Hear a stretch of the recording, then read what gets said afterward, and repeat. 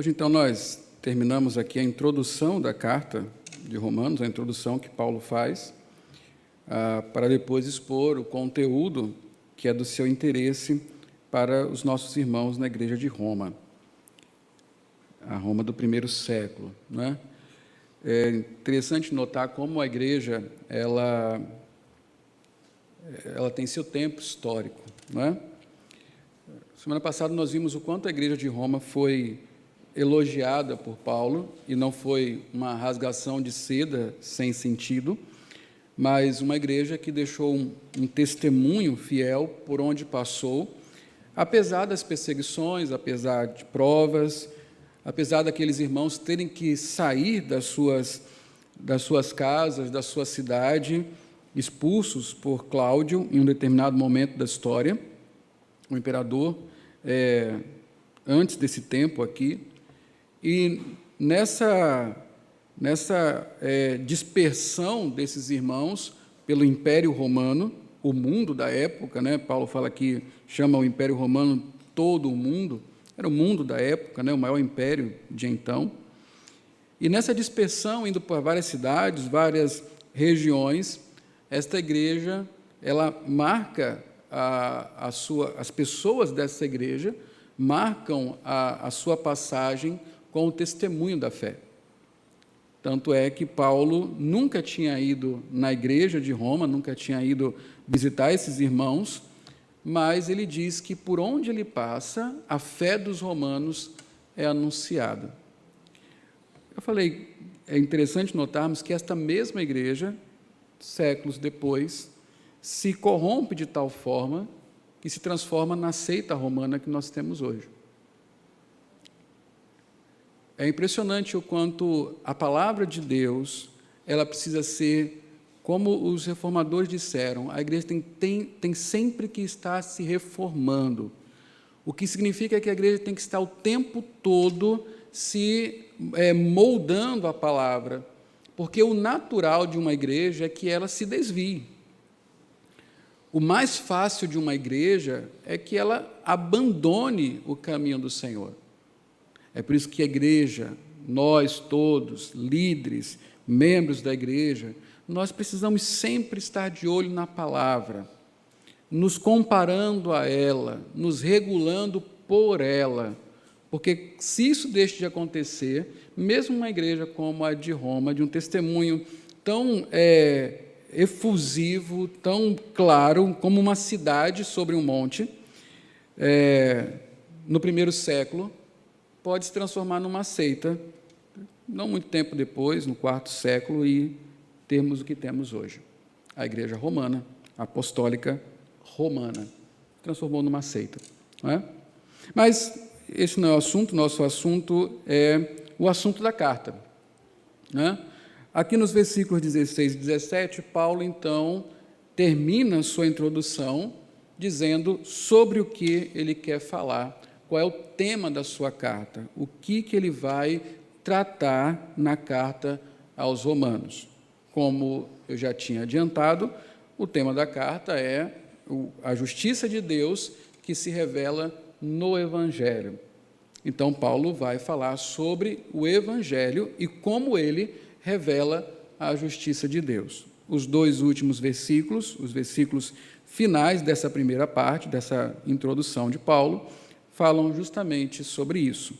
Paulo diz assim: não me envergonho do Evangelho, porque é o poder de Deus para a salvação de todo aquele que crê, primeiro do judeu, depois do grego. Porque no Evangelho é revelada a justiça de Deus, uma justiça que do princípio ao fim é pela fé. Como está escrito, o justo viverá pela fé. Então, esses dois versículos aqui, eles resumem toda a carta aos Romanos. Para você fazer um resumo simples do que diz a carta aos Romanos, são esses dois versículos. A partir desses dois versículos, então, a partir do verso 18, Paulo irá destrinchar toda essa teologia que se encontra nesses dois versículos. Esse é o tema. E nós precisamos parar um pouco para meditar sobre isso aqui, antes de continuarmos nossa jornada pela carta aos Romanos. Paulo começa com a seguinte afirmação: não me envergonho do Evangelho, e depois ele aponta duas razões porque ele não se envergonha do Evangelho. A primeira razão, logo de imediato, porque é o poder de Deus para a salvação de todo aquele que crê. A segunda razão está no versículo 17, porque no Evangelho é revelada a justiça de Deus. São essas duas razões que fazem com que Paulo não se envergonhe do Evangelho. Então, eu quero começar com essa primeira afirmação de Paulo: não me envergonho do Evangelho. E aí, para nós começarmos a pensar sobre isso, é importante lembrarmos do que Paulo já falou sobre o Evangelho. Nos versículos primeiros aqui da carta, de 1 a 4, eles mostram exatamente, Paulo explica para a gente o que é o Evangelho, sobre quem é o Evangelho, o que o Evangelho faz na vida das pessoas, ainda que resumidamente. Então, nós vimos que o próprio testemunho pessoal de Paulo, ainda que ele não esteja dando um testemunho aqui, mas a forma como ele se descreve, ele mostra para a gente o poder desse Evangelho. Paulo, chamado para ser apóstolo, separado para o Evangelho de Deus. Nós olhamos para a vida de Paulo anteriormente, vimos que Paulo não tinha nada a ver com um apóstolo, ele era um separado da lei, estava perseguindo a igreja, matando cristãos, ou concordando com a morte deles, mas agora Paulo, ele mesmo é um cristão, ele é um apóstolo aos gentios, ou um enviado diretamente por Cristo para pregar o Evangelho aos gentios, e agora separado para o Evangelho de Deus. A própria vida de Paulo mostra o que esse Evangelho, como esse Evangelho é glorioso, é poderoso, como esse Evangelho transforma vidas. Depois, Paulo descreve o próprio Evangelho, dizendo que o Evangelho é de Deus, que foi prometido desde a antiguidade pelas Escrituras Sagradas, desde o Antigo Testamento, concordam com isso a lei e os profetas. Paulo fala que Deus sempre esteve pregando o Evangelho, desde lá do Antigo Testamento. A mensagem do Evangelho vem sendo anunciada. Na verdade, ela vem sendo paulatinamente, ela vem progressivamente sendo descortinada aos olhos das pessoas, até que chegue ao seu ápice, a sua revelação máxima, ao mistério que se tornou conhecido, ou seja, que toda aquela mensagem do Antigo Testamento falava do Messias, que é o Senhor Jesus Cristo, morto, crucificado, ressurreto ao terceiro dia, o Salvador dos homens. Ele continua a dizer, justamente, que esse Evangelho é sobre o Filho de Deus, é sobre Jesus Cristo, que nasceu da linhagem de Davi, portanto, o perfeito homem, mas que pelo Espírito de santidade foi feito Filho de Deus pela ressurreição dos mortos, ou seja, a expressão de que Jesus é Deus, o Filho de Deus, se dá na ressurreição. O Evangelho é sobre Cristo. Por isso mesmo o Evangelho é glorioso. E Paulo chama o Evangelho de glorioso justamente quando ele conversa com Timóteo, na primeira carta, falando do privilégio de nós sermos, ele como apóstolo, e Timóteo, seu companheiro, ou seu filho na fé, de sermos pregadores do glorioso Evangelho de Cristo. O próprio assunto do Evangelho, o próprio conteúdo do Evangelho, sobre quem o Evangelho fala, o torna digno de honra, de glória, e não algo do que se deve envergonhar. Vamos abrir a palavra do Senhor, porque essa é a primeira coisa que nós precisamos entender na mente de Paulo, porque ele não se envergonha do Evangelho. 2 Timóteo, no capítulo 1,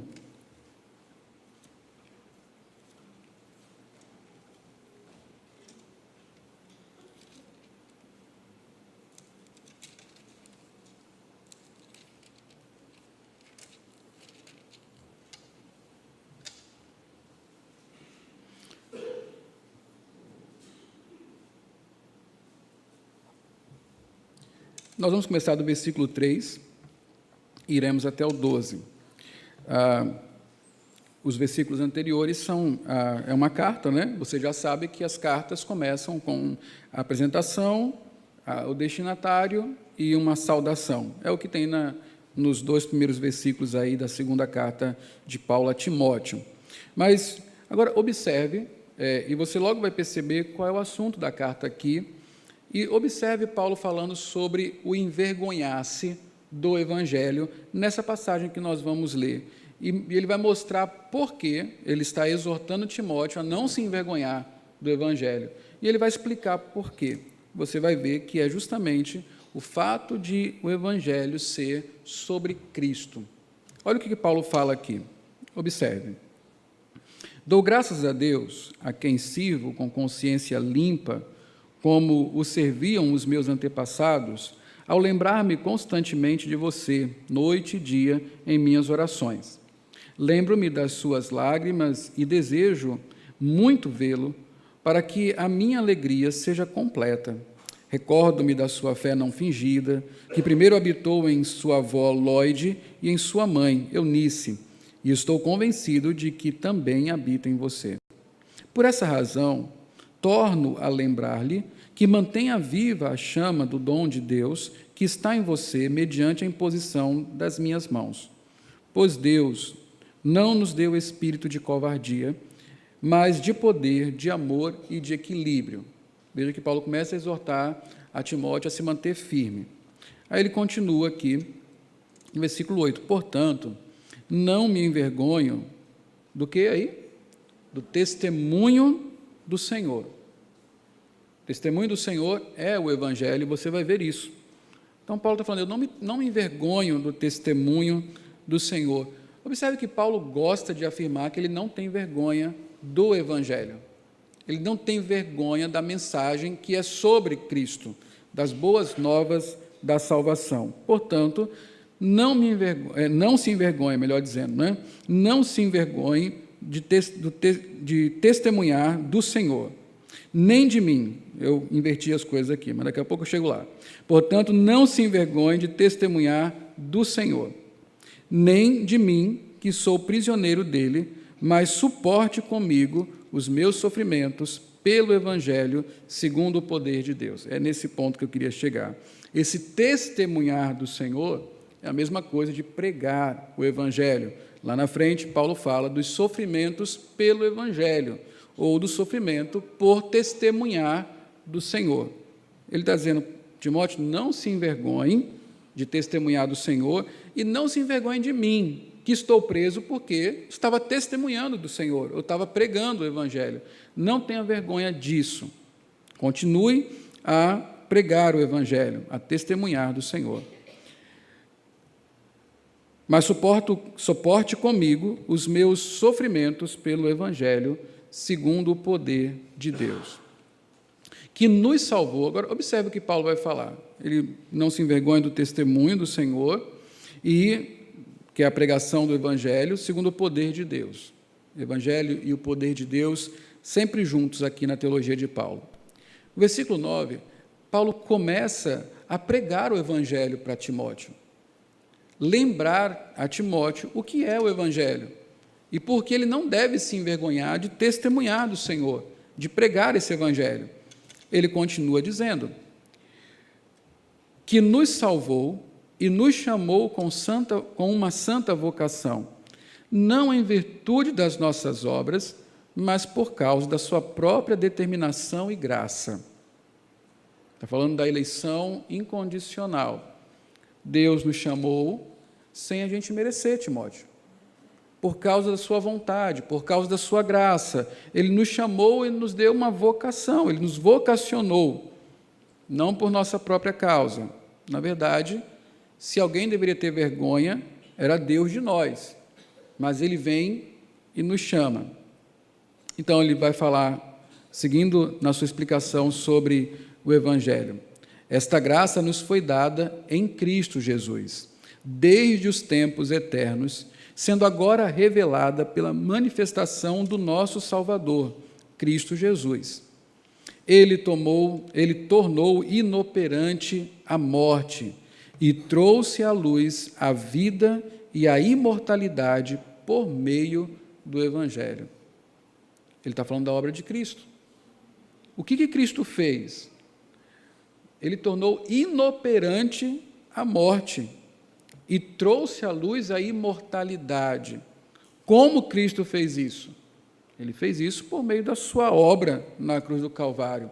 Paulo está falando dos benefícios, das consequências, porque Timóteo já sabe o que foi necessário fazer para que a morte fosse anulada e a imortalidade, a vida e a imortalidade viessem. Quando Paulo fala do Evangelho, ele fala dessa mensagem que anuncia isso, essa boa notícia. A morte já não tem poder. A imortalidade, a vida, ela pode ser dada, ela pode ser vivida eternamente, por causa de Cristo, que é a revelação desse plano de Deus.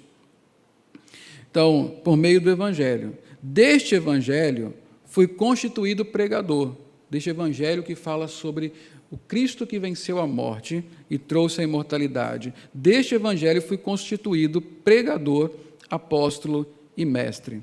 Por esta causa também sofro, mas não me envergonho, porque sei em quem tenho crido, e estou bem certo de que Ele é poderoso para guardar o que lhe confiei até aquele dia. Paulo prega o Evangelho novamente para Timóteo. E ele fala: Timóteo, você pode estar se sentindo tentado a envergonhar-se do Evangelho pelo que está acontecendo comigo, mas eu que estou sofrendo, eu não estou envergonhado do Evangelho. E a razão é esta: eu sei em quem tenho crido. Esta mensagem, não é apenas uma filosofia de vida, não é uma mensagem sobre a qual eu me apego para conduzir a minha vida. Não, isso é sobre uma pessoa. O Evangelho é sobre Jesus, que veio ao mundo e realizou o plano de Deus de salvar o seu povo. Essa é a mensagem daquele que é fiel para com aqueles que o receberam, que depositaram sua vida, confiaram suas vidas a Ele. E é justamente isso, o Evangelho chama a confiar a vida a Cristo, a pegar o seu bem mais precioso, a sua vida, e entregar nas mãos do Senhor. Paulo diz que as nossas vidas estão escondidas, entesouradas em Cristo. Mas Cristo pode nos decepcionar? Será possível que no futuro, quando finalmente a morte chegar, ou então eu tiver que me encontrar com o Senhor, eu vou descobrir que a vida que eu confiei a Cristo se perdeu e agora o que me resta é a morte eterna? Não! Podem matar o meu corpo, podem me fazer sofrer, podem me prender, podem me açoitar injustamente, podem fazer tudo comigo. O fato é que eu sei em quem eu tenho crido. E não importa o que façam comigo aqui, Timóteo, eu não me envergonho, porque este em quem eu tenho crido, Ele vai guardar a minha vida até o dia final. Esse Evangelho não provoca vergonha. Esse Evangelho não é a bandeira de uma igreja, não é a bandeira de uma denominação. Esse Evangelho é a consciência, é a certeza, é a esperança de que o meu Redentor vive, por fim se levantará e me salvará, que a minha vida está segura nele. É uma questão de vida, é uma questão de confiança plena. Alguns homens martirizados por conta do Evangelho diziam o seguinte, quando era pedido que eles negassem a Cristo para poderem continuar vivos, alguns deles diziam: na minha vida toda, Cristo nunca me decepcionou, eu também não decepcionarei agora. E ainda que nós sejamos infiéis, Ele permanece fiel. Paulo está dizendo a Timóteo: não há por que se envergonhar. Esse Evangelho é sobre Cristo. É o Evangelho que anuncia a nossa salvação. É esse o ponto que faz com que Paulo não se envergonhe do Evangelho. Aqui, Paulo estava, quando ele escreve a carta a Timóteo, ele estava justamente em Roma. Lembra que Paulo estava dizendo para os romanos que tinha um desejo muito grande de visitá-los, ia fazer todo o possível para que isso acontecesse. Pois bem, ele foi a Roma, não da forma como ele queria. Ele foi a Roma preso e manteve-se em prisão domiciliar em Roma. E de lá ele escreveu essa carta para Timóteo. Não muito tempo depois, Paulo iria morrer, martirizado nas mãos de Nero, o imperador de então. E Paulo escreve essa carta dizendo: eu não me envergonho do Evangelho. Paulo começou a sua vida, Paulo, antes de ir para Roma, ele escreve a mesma mensagem que ele repete ao final da sua vida. Paulo viveu uma vida inteira e não mudou de opinião. O Evangelho não é digno da minha vergonha, pelo contrário, é nele que eu me glorio, é nele que está a minha confiança. É interessante você olhar os tempos. Há muito tempo, 56 foi quando Paulo, 55, 56, foi quando Paulo escreveu a carta de Roma. 10 anos depois disso, ele foi martirizado. Não sei quanto tempo, 2, 3 anos antes, ele escreveu a carta a Timóteo. Nesses 10 anos, Paulo viveu o Evangelho com todas as crises. A ida para Roma foi cheio de acidentes, naufrágios, ele quase perdeu a vida. Muitas vezes Paulo foi, além de sofrer com as intempéries, foi injustiçado, preso, muitas vezes açoitado, muitas vezes passou fome. Leia a carta de Filipenses, ele dá um testemunho sobre o que aconteceu com ele. E nesse tempo todo, Paulo poderia dizer: mas do que me valeu o Evangelho? Do que me valeu sair por aí como apóstolo aos gentios, pregando o Evangelho?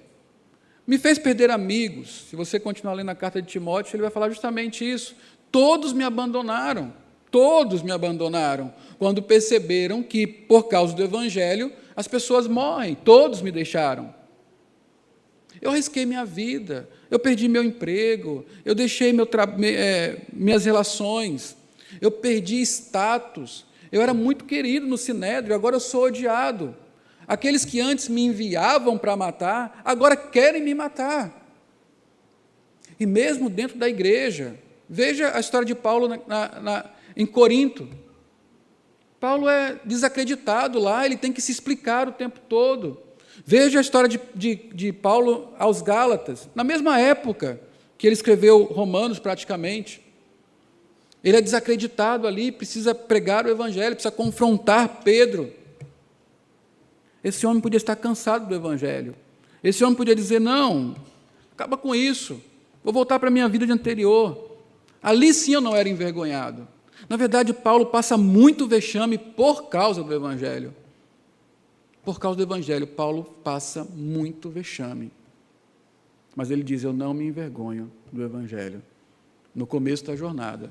E no final da jornada, ele repete com a mesma segurança: eu não me envergonho do Evangelho. Estou sofrendo por causa dele, mas não me envergonho do Evangelho. E a razão? Esse Evangelho fala da salvação dele. É esse Evangelho que faz ele, o pior dos pecadores, alcançar graça diante de Cristo e se tornar um instrumento de salvação nas mãos do Senhor. Foi esse Evangelho que o transformou, foi esse Evangelho que o libertou da lei, foi esse Evangelho que lhe tirou do caminho das trevas, caminhando para o inferno, e agora lhe dá a segurança de que, quando ele morrer, ele receberá de volta aquilo que confiou ao Senhor, a sua vida. É por isso que Paulo, apesar de tudo, não se envergonha do Evangelho. A outra coisa que nos faz importante meditar aqui é que Paulo não se envergonha do Evangelho, ainda que o Evangelho pareça, aos olhos das pessoas, louco e fraco. Vamos para 1 Coríntios agora, próximo livro aí, depois de Romanos.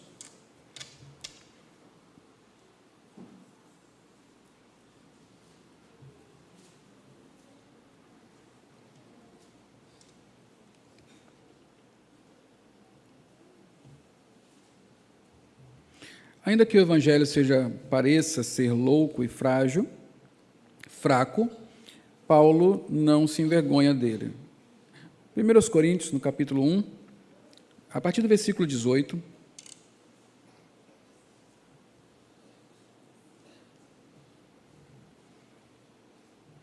nós vamos até o capítulo 2, no versículo 5. É o discurso de Paulo, numa igreja muito difícil, que sempre duvida, traz dúvidas sobre ele, sobre o seu ministério, e ele está sempre ali mostrando o quanto ele é digno de ser um apóstolo e de ser respeitado por esta igreja. Ele aqui vai falar justamente sobre o evangelho fraco, visto como fraco e louco. Ele começa no versículo 18: pois a mensagem da cruz é loucura para os que estão perecendo, mas para nós que estamos sendo salvos é o poder de Deus, pois está escrito: destruirei a sabedoria dos sábios e rejeitarei a inteligência dos inteligentes. Onde está o sábio? Onde está o erudito? Onde está o questionador dessa era? Acaso não tornou Deus louca a sabedoria deste mundo? Visto que, na sabedoria de Deus, o mundo não o conheceu, por meio da sabedoria humana, agradou Deus salvar aqueles que creem por meio da loucura da pregação. Os judeus pedem sinais miraculosos, os gregos procuram sabedoria.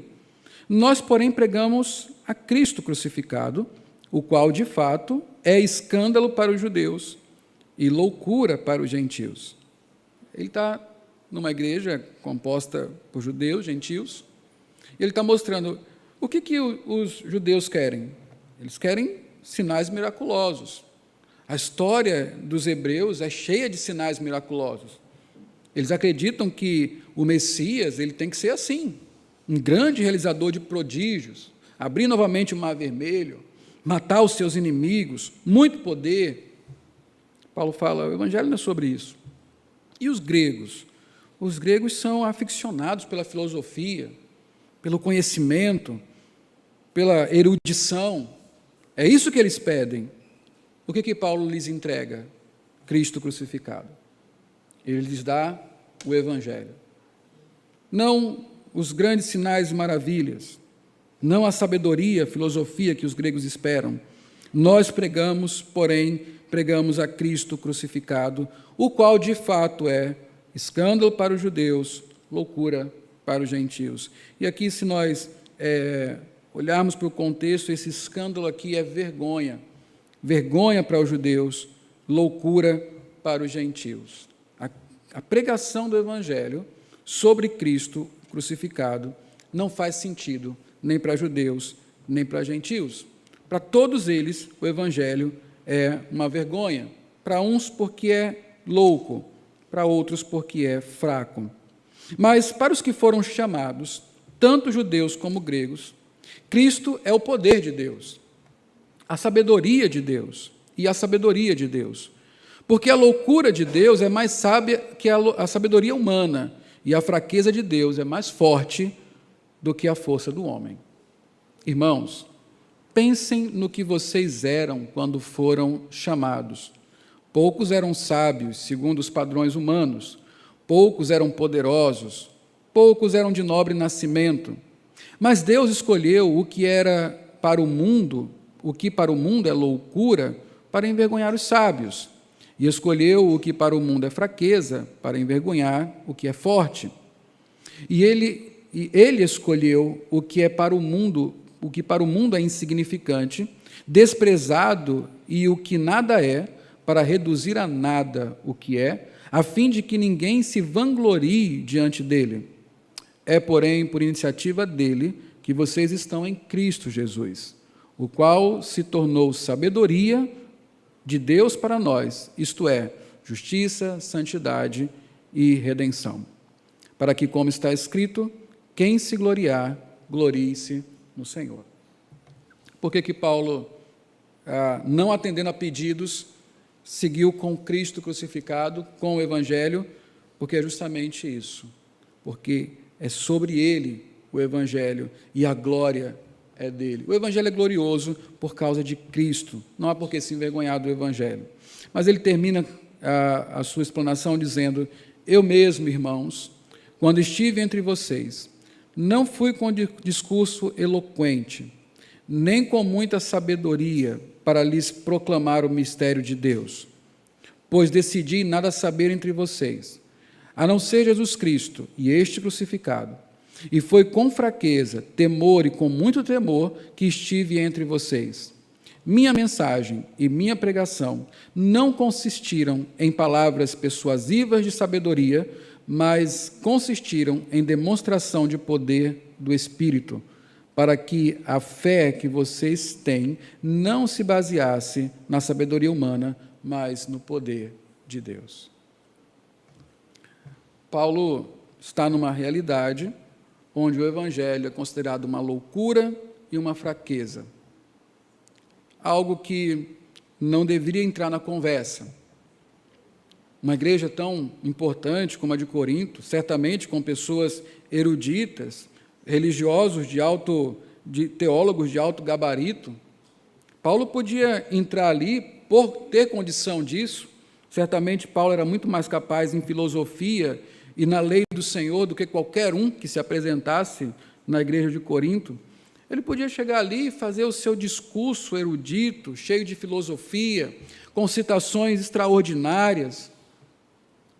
Ele vem e usa a simplicidade do Evangelho. Eu falei de Cristo crucificado. Isto é suficiente. Isto basta.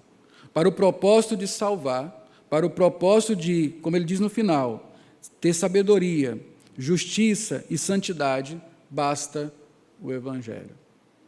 Sabedoria, justiça e santidade é Cristo para nós. É isso que basta. O Evangelho não é vergonhoso, não traz vergonha, ainda que no mundo, não apenas no mundo de Paulo, mas no nosso mundo também, ele pareça louco e fraco.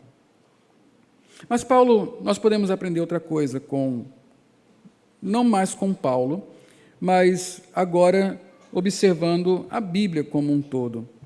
É bom nós sabermos que Deus não se envergonha de nós. Deus não se envergonha dos seus filhos. E talvez esse seja outro motivo que leve Paulo a não se envergonhar do Evangelho.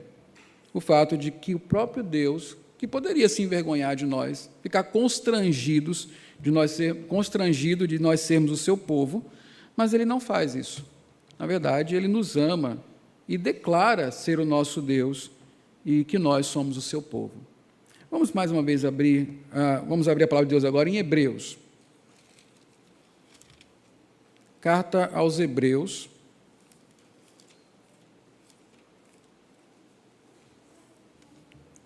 Primeiro no capítulo 2, versículo 11.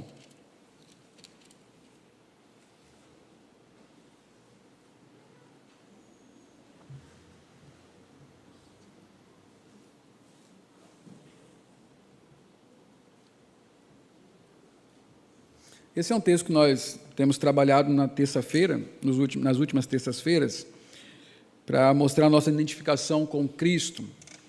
Ele é nosso irmão, porque, assim como nós, ele também sofreu, ou assim como ele, nós também sofremos. E nisto há uma identificação entre nós e o nosso Salvador. Foi assim que ele foi aperfeiçoado pelo sofrimento. Mas Paulo diz aqui o seguinte, o escritor aos Hebreus fala aqui o seguinte: ora, tanto o que santifica, quanto os que são santificados, provém de um só. Por isso, Jesus não se envergonha de chamá-los irmãos. Isso aqui é muito importante para nós. Jesus nos tem como irmãos, ele, na verdade, é o irmão mais velho, o primogênito, a primícia de todos nós, e nele nós somos adotados na família de Deus. Jesus não se envergonha de nos chamar irmãos. É importante sabermos que Jesus não tem vergonha de nós. Ele não esconde a sua família. Certamente, provavelmente, melhor dizendo, há algum parente que você gostaria que não fosse parente seu, que você não gostaria de apresentar como seu parente. Meu pai me arrumou um padrinho. Tem essas coisas de casamento misto, né? Minha mãe crente, meu pai católico, ele me arrumou um padrinho. E ele arrumou um padrinho no dia que ele estava mais feliz pelo meu nascimento. Então, ele, meu padrinho, ou o que foi colocado como meu padrinho, estavam todos naquele jeito, né? Topado na cachaça. Meu pai não é alcoólatra, graças a Deus, nunca foi. Mas aquele homem que ele escolheu para ser meu padrinho era. Ele se esquecia de mim a vida toda, mas no dia que ele bebia, ele cismava que tinha que ser o meu padrinho. Então, ele batia lá na porta, ele dizia que, quando meus pais morressem, eu ia ficar com ele, e assim por diante. Quando eu estava na rua, andando para o colégio, ou no ponto de ônibus, esperando o ônibus para ir para a igreja, nos momentos mais constrangedores, então ele aparecia para dizer que era o meu padrinho. Né? Muitas vezes no pior estado que um ser humano pode ter. É o tipo de parente, não sei se padrinho é parente, né? Não é, mas é o tipo de relacionamento que você não quer publicar, não é? Que você não quer contar para as pessoas. Geralmente nós temos pessoas assim na família, não é? Pessoas que a gente não escolhe, né? É parente, mas que, se puder evitar estar junto, se puder desassociar-se, seria bom. A gente não diz nem o sobrenome, que é para não dizer, então você é parente de fulano? Não, é por coincidência só e tal. Imagine que nós somos esse tipo de parente para a família de Deus, não é? Na família de Deus, onde impera a santidade, imagine nós lá. Segundo a parábola lá do rei que fez o casamento do filho, nós fomos catados nas valetas, na sarjeta. Muitos de nós foram obrigados mesmo a entrar, não tínhamos as roupas apropriadas. Mas Jesus não se envergonha de nos chamar irmãos. É assim que Ele nos apresenta, é assim que Ele nos considera, é assim que Ele nos trata, é assim que Ele nos serve. Jesus não se envergonha de nós. Vamos a outro texto, Hebreus, no capítulo 11 agora, verso 16.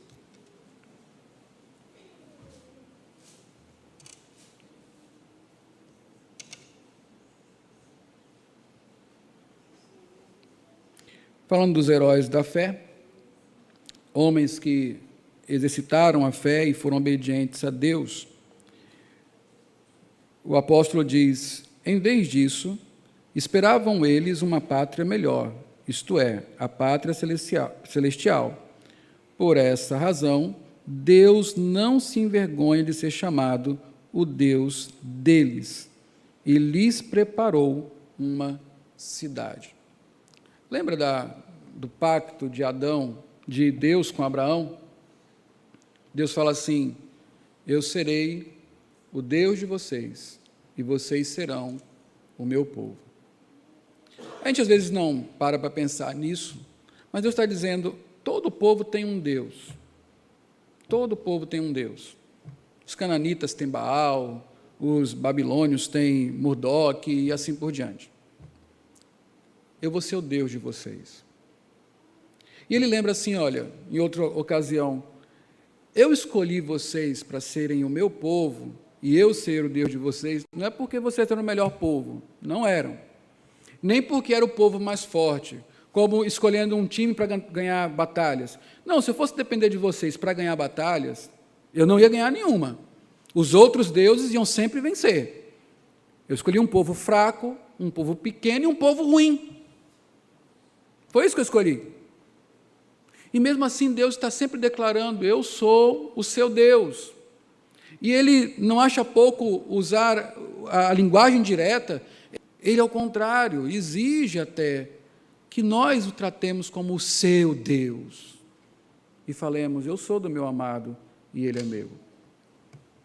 É maravilhoso nós olharmos isso, irmãos, quando nós estamos falando sobre o não se envergonhar do Evangelho, saber que, em contrapartida, o Deus que nos chamou por esse Evangelho, nos chamou porque justamente não se envergonha de nós, mas nos ama, nos tem como menino dos seus olhos, coroa de Cristo, a esposa tão aguardada que Ele vem buscar. Nós somos preciosos para Deus, mesmo que não tenhamos valor próprio. Ele nos dá valor, Ele não tem vergonha de nós.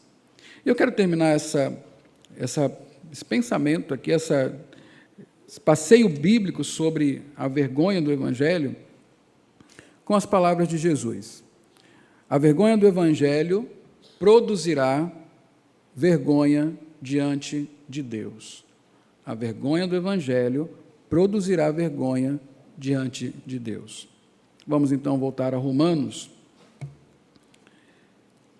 Primeiro no capítulo 6.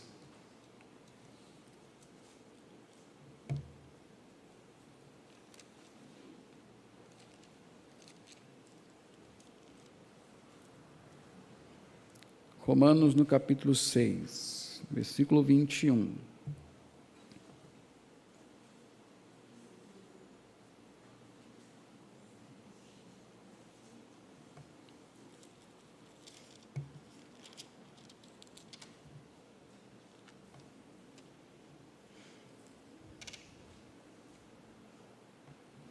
Isso aqui é muito interessante. Paulo fala assim: que fruto colheram?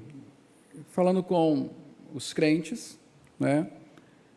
Perguntando a eles sobre a vida pregressa, ele pergunta: que fruto colheram, então, das coisas das quais agora vocês se envergonham? O fim delas é morte. Então, o que Paulo está dizendo é que a vida fora do Evangelho produz o quê? Vergonha. Como eu já falei algumas vezes aqui, se você lembra do seu passado, antes de conhecer a Cristo, antes de Cristo ter lhe resgatado do pecado, há coisas que você não quer mais trazer à memória, há coisas que você não quer revelar, há coisas que você fez e que trazem vergonha para você. E graças a Deus que é assim. Nós devemos sentir vergonha do pecado e encontrar em Cristo a nossa restauração, o perdão e tudo mais. Mas é verdade. Há coisas que eu fiz das quais eu me envergonho, me constrangem. É difícil até pensar que alguém possa fazer tais coisas. Não é um testemunho bonito, não é o que você quer que as pessoas saibam. Porque, ainda que você tenha sido transformado, essa condição do ser humano, mesmo que saiba que você não é mais aquela pessoa, mas vê o que você fez no passado, fala: engraçadinho, fez isso. Lhe condena. E você mesmo, se não é a graça do Senhor, você mesmo se condena. Você não consegue se perdoar. Agora, é interessante que isso que nos envergonha hoje, por causa do Evangelho, pelo que o Evangelho fez nas nossas vidas, que nos faz enxergar as coisas corretamente, quando nós não estávamos no Evangelho, era justamente do que nos orgulhávamos. Deu para compreender? Fora do Evangelho, aquilo que hoje, nós que fomos salvos, estamos no Evangelho, nos envergonha, era justamente o que nos orgulhava. Vou dar um exemplo muito fácil. Não é difícil você encontrar exemplos assim. Ontem eu estava na porta de casa, esperando para sair, tinha um grupo de adolescentes conversando. Eles estavam conversando sobre bebida, sobre vida sexual, sobre ficar, e eles estavam se gloriando, estavam felizes, e um contava para o outro, contando vantagem sobre as meninas com as quais ficaram, o tanto que beberam em determinada noite, as festas que iam, e como isso era glória. Quando um contava um tanto assim, e se gloriava nisso, o outro vinha e contava 2 tantos, e aquele era o cara. Ele estava se gloriando nisso, nos seus pecados, na sua própria desgraça, na sua própria condenação, porque isso gera morte. Uma das coisas que provocou a ira de Deus a respeito de Sodoma e Gomorra não foi apenas o fato deles pecarem, aquele povo pecar tão desgraçadamente, mas é porque, além de pecar daquela forma, eles faziam propaganda do pecado, eles se gloriavam no pecado que cometiam. Assim também éramos nós. Hoje, o que nos envergonha por causa do Evangelho é justamente no que nós nos gloriávamos sem o Evangelho. Sem o Evangelho. As vantagens que nós contávamos, as coisas erradas que fizemos, era tudo glória para nós, sem o Evangelho. Mas no Evangelho se torna vergonha. Por que então as pessoas rejeitam Cristo? Por que rejeitam o Evangelho? Porque não conseguem ter uma percepção correta do que é algo glorioso. Eles abraçam a vergonha pensando que é glória e rejeitam a glória pensando que é vergonha. É isso que acontece.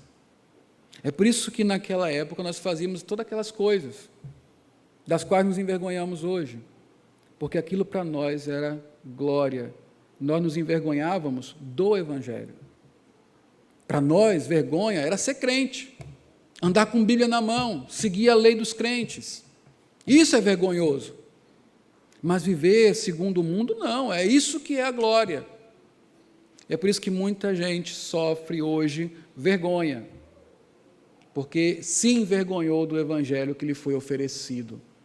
Está envergonhado hoje. Mas, infelizmente, a vergonha não é só para agora. Há uma vergonha que se manifestará ainda, que todos aqueles que se envergonham do Evangelho passarão no final. E aí nós vamos para o ensino de Cristo, o último texto que nós vamos ler em Lucas, no capítulo 9, verso 26.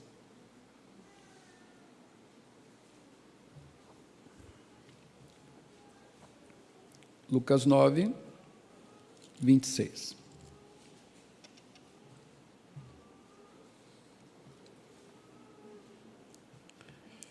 Jesus chama os seus discípulos e lhes dá a seguinte instrução: se alguém se envergonhar de mim e das minhas palavras, o Filho do Homem se envergonhará dele quando vier em sua glória e na glória do Pai e dos seus santos anjos. Quem se envergonha do Evangelho experimentará a vergonha do Filho a seu respeito. É o que ele está dizendo aqui. Certamente, Paulo conhece o ensinamento de Cristo e sabe que, apesar dos vexames por causa do Evangelho, o Evangelho não provoca vergonha. Pelo contrário, ele é o Evangelho glorioso, garantia para agora e garantia para a eternidade. Pense que o Evangelho negado hoje, por causa da vergonha, é justamente o que provocará a sua vergonha diante do Filho de Deus. Porque esse Evangelho diz que no final desta era todos comparecerão no juízo do Senhor. E nesse dia, feliz aquele que conhece o Filho, porque será conhecido por ele. Você precisa do relacionamento certo para escapar da ira de Deus. O relacionamento certo é Cristo. Se ele disser assim a seu respeito: nunca vos conheci, você passará vergonha. E essa vergonha implica castigo eterno, o inferno, a morte eterna, um lugar de dor e sofrimento para sempre. Imagine que hoje você fala: não conheço a Cristo. E a sua vida continua maravilhosa, porque geralmente é assim. Não negar a Cristo nos abre portas nesse mundo, facilita a nossa vida. É muito mais fácil não ser crente, acredite nisso, é muito mais fácil não ser crente. Muito mais tranquilo. Há muito menos coisa para pensar. A vida anda mais naturalmente, não sendo crente. Não quer dizer que é melhor. É mais fácil, mas não é melhor. A porta é larga. O caminho é fácil de andar. Por isso, muita gente vai por ele. Andar a porta estreita é meio vergonhoso. É um caminho difícil, pode trazer perdas significativas. Pode perder família, pode perder amigos, pode perder status, pode perder a opinião favorável a seu respeito, pode perder a vida, A história diz isso. Cristo diz isso. Não o caminho melhor, não é o caminho mais fácil nesse mundo, mas é o caminho melhor. Aqui está uma questão de decisão, não é? Você se envergonha do Evangelho e recebe os louros deste mundo, mas no futuro é envergonhado por ouvir: não conheço você da boca de Cristo. Você pode sofrer todos os vexames do Evangelho agora, perder toda a consideração do mundo, mas no final ouvir: vinde bendito do meu Pai. Paulo disse: eu sei em quem eu tenho crido. Eu sei em quem eu tenho crido. Timóteo, eu sei o que eu estou fazendo. É por isso que eu não me envergonho do Evangelho. Eu coloquei a minha vida confiada à pessoa certa. Ele não vai me envergonhar no final dessa era. Paulo começa a sua exposição sobre o Evangelho dizendo: eu não me envergonho do Evangelho. O que a vergonha do Evangelho produz? O que a vergonha do Evangelho produz? E aqui eu estou caminhando para as nossas aplicações. A vergonha do Evangelho é o que leva os ímpios a rejeitá-lo. Você que foi evangelizado, você que converteu-se depois de adulto ou na adolescência, certamente quem lhe evangelizou, quem discipulou você, teve que ser um pouco insistente. Geralmente não acontece de primeira. Você vai lembrar que muitas vezes você parou para pensar se ser crente era uma boa ideia. Hoje a Bíblia está no aplicativo, você bota no bolso, tem Bíblia pequena. Antigamente não, a Bíblia era grande. Não tinha muito como esconder que você era crente. Até porque o pai e a mãe falam: filho, pega a Bíblia, vamos para a igreja. Você ia lá com a sua Bíblia embaixo do braço, caminhando, né? Estava todo mundo se preparando para ir para a praia, seus amigos, tem sempre aquele amigo chato: vai para onde? Para a igreja. Para onde? Vai para a praia não? Não, vou para a igreja. Tem sempre aquele amigo, todo mundo sabe que você vai para a igreja, todo mundo da vizinhança, mas tem alguém para perguntar. Aí você vai lá, constrangidamente, fala: vou para a igreja. Mas domingo? Vou para a igreja. Você deve ter passado por esse tipo de constrangimento. Isso não é nada, não é? As pessoas, quando analisam estas coisas, a propósito do Evangelho, elas têm vergonha disso. Quem quer ser crente? Quem quer ser amigo de crente? É por isso que os crentes estão cada vez mais descolados, né? Mais amenos. Porque se forem mesmo crentes, eles começam a perder as pessoas, perder algumas vantagens, perder alguns graus em seu conceito. Então, as pessoas, quando ouvem o Evangelho e compreendem as implicações, elas falam: não quero isso. Não, Deus me livre de ser crente. Não quero isso para a minha vida. Então, essa vergonha de ser um seguidor de Cristo, um discípulo do Senhor, que faz as pessoas rejeitarem. Tanto é que um evangelho modelado, à moda do cliente, é muito bem aceito, mas o evangelho do Senhor Jesus Cristo, ele é sempre rejeitado, porque as pessoas se envergonham deste evangelho. Isso com relação aos ímpios. E com relação a nós? A vergonha do evangelho faz com que o escondamos ou disfarcemos o evangelho. Eu sei que todo mundo sabe que você é crente. Eu sei que onde você trabalha, na sua vizinhança, sabe que você é crente. Mas você leva o evangelho para todo lugar? Você discute todos os assuntos à luz do evangelho? Você dá opiniões evangélicas sobre as coisas?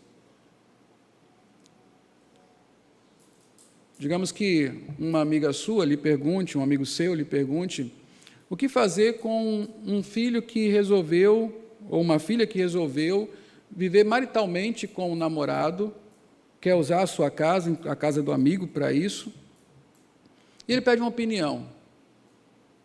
Que tal você falar assim, olha, segundo o que a Bíblia diz, o que eu creio na palavra do Senhor, aquilo que é mandamento de Deus, está errado. Geralmente nós fazemos assim, veja bem, eu não faria isso, eu acho que é muito cedo para ela estar vivendo uma vida assim, na minha casa não, mas por que não? Moralismo não é evangelho. Nós somos moralistas, mas dificilmente nós dizemos que a razão da moral que nós temos é o fato de nós estarmos balizados na lei do Senhor. Está errado, porque Deus diz que está errado.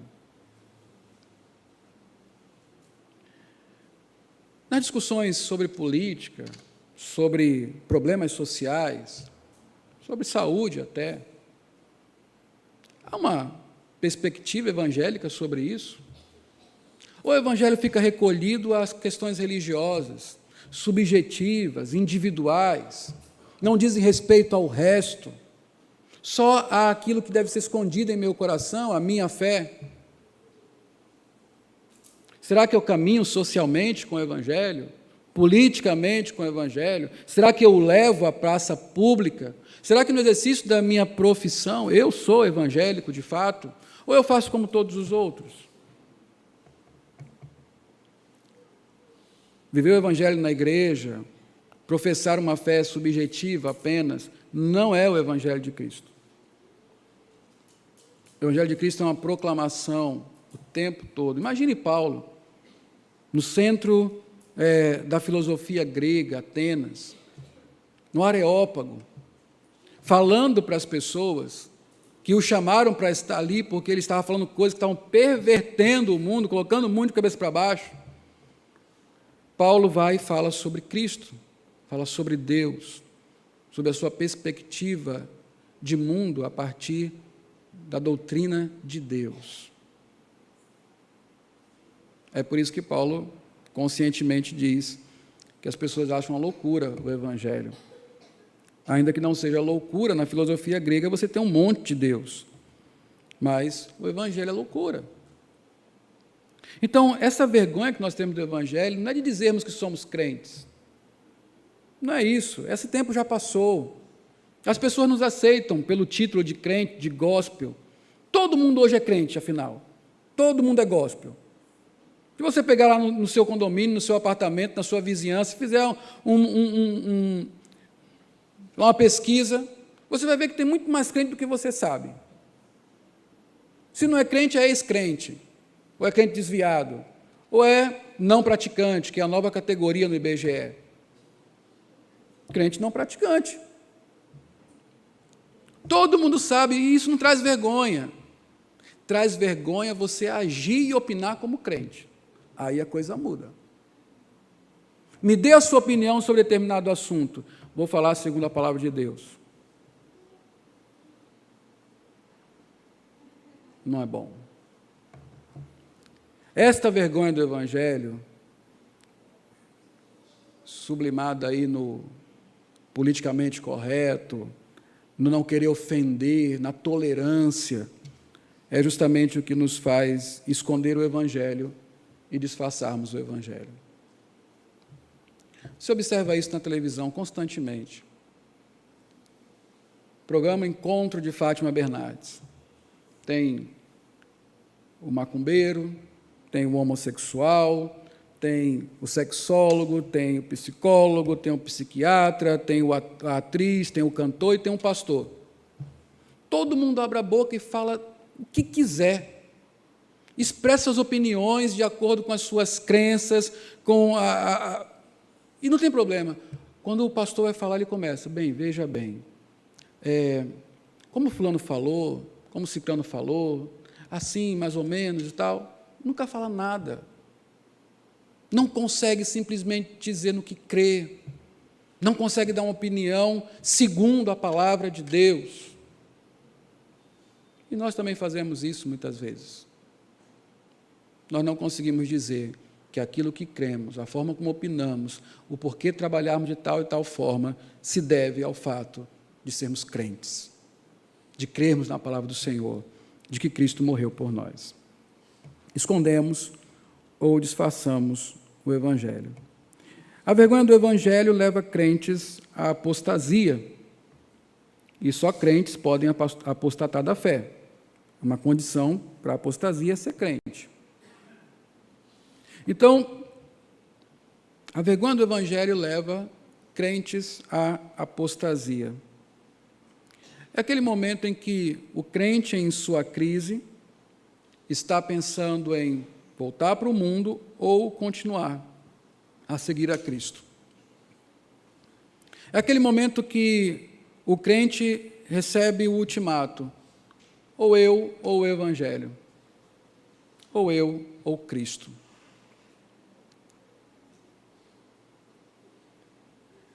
Eu já experimentei isso algumas vezes no ministério pastoral.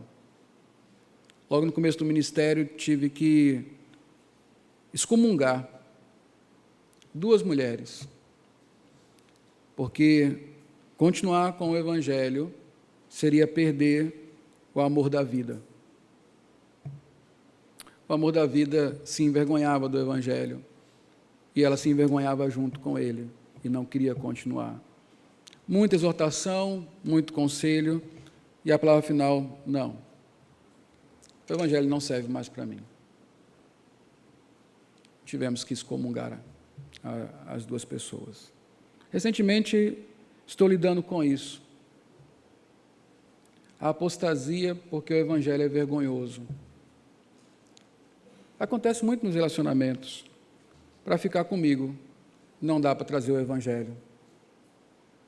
E as pessoas vão e abrem mão do Evangelho.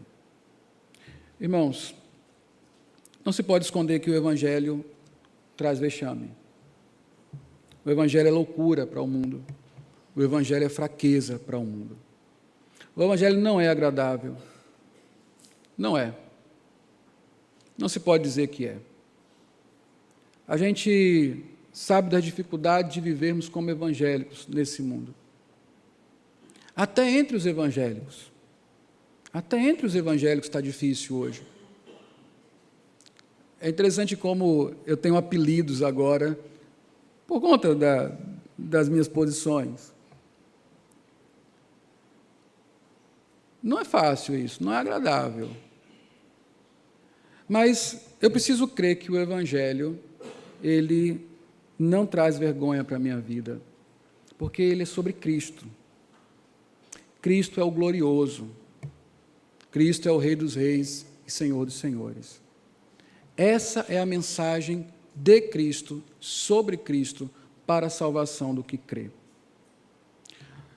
Sabe, irmãos, nós vamos ver daqui para frente, Paulo já explica aqui, de alguma forma, o Evangelho é o poder de Deus, o Evangelho é a justiça de Deus. Eu vou falar disso a partir da semana que vem. Mas nós já vemos que o mundo precisa do Evangelho.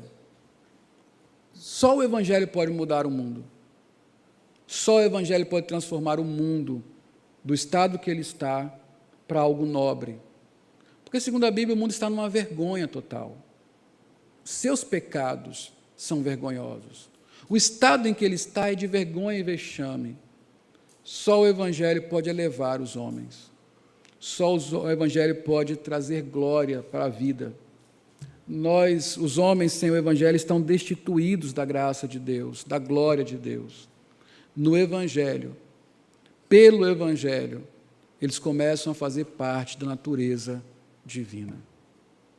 Não há nada mais poderoso, não há nada mais importante, mais transformador e mais necessário para este mundo do que o Evangelho. Não se envergonhe do Evangelho. Paulo não se envergonhou. Cristo morreu na cruz sem se envergonhar da mensagem do Evangelho. Nós somos salvos por Cristo. Somos fruto da graça divina que se manifestou no Evangelho. Que nós não nos envergonhemos do Evangelho de Cristo, mas nos gloriemos nele. Que ele seja a nossa glória e coroa, o fato de sermos de Cristo Jesus, chamados pelo Evangelho. Que ele nos abençoe. Amém. Vamos orar. Fique de pé. Vamos orar ao Senhor.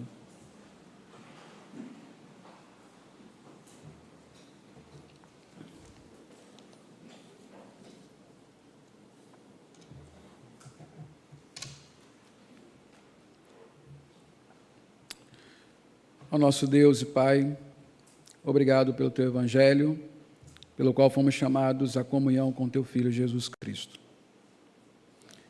Senhor nosso Deus, nós somos sempre tentados pelos nossos próprios corações e por este mundo a escondermos, ó Pai, o Evangelho de Cristo Jesus. Nós muitas vezes nos envergonhamos por conta das consequências que o Evangelho traz para as nossas vidas. É certo que, ao vivermos o Evangelho e ao proclamarmos o Evangelho, muitas vezes nós somos ridicularizados, somos abandonados, sofremos perdas, ó Deus, descrédito, a opinião a nosso respeito é rebaixada. Ó Deus, nos ajude nisso. Nos ajude a compreender que é assim que o mundo vê as coisas do Senhor, que é natural que seja assim, que para aqueles que não forem iluminados pelo Teu Espírito Santo, tudo isso é uma loucura, é uma perdição, é perda de tempo, é falta de inteligência. Ó Deus, que nós não nos preocupemos com a opinião dos homens, que nós não nos preocupemos com aquilo que será demandado de nós, por estarmos seguindo a Cristo e proclamando o Seu nome. Que não tenhamos medo, ó Pai, de perder amigos, relacionamentos, até aquelas pessoas que nós amamos. Que não tenhamos medo de sermos identificados como seguidores de Cristo, discípulos do Senhor. Que não escondamos o Teu Evangelho, que não o disfarcemos para parecer melhor ao mundo, enquanto ele se torna infiel, segundo a Tua palavra. Mas, ó Deus, que com a coragem que Teu Espírito Santo nos dá, como Paulo disse a Timóteo, recebemos do Senhor não um espírito de covardia, mas um espírito de coragem, de determinação, ó Deus. O Evangelho é o Teu poder, que é colocado à disposição daquele que vive pelo Evangelho. Não, ele não é fraco, ele não é louco, ele é o Teu poder, ele é a Tua sabedoria, ele é a Tua justiça.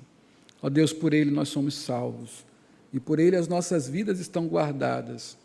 Que nós nos lembremos disso, ó Deus, de saber em quem temos crido, que não nos envergonhará no final, pelo contrário, a vida que lhe confiamos, receberemos de volta das suas mãos, quando ele nos chamar para entrar no gozo do Senhor. Pai querido, nos dá esta alegria, disposição, prontidão para pregar o Evangelho do Senhor Jesus Cristo e vivê-lo com toda a intensidade neste mundo. Em nome de Jesus nós oramos. Amém.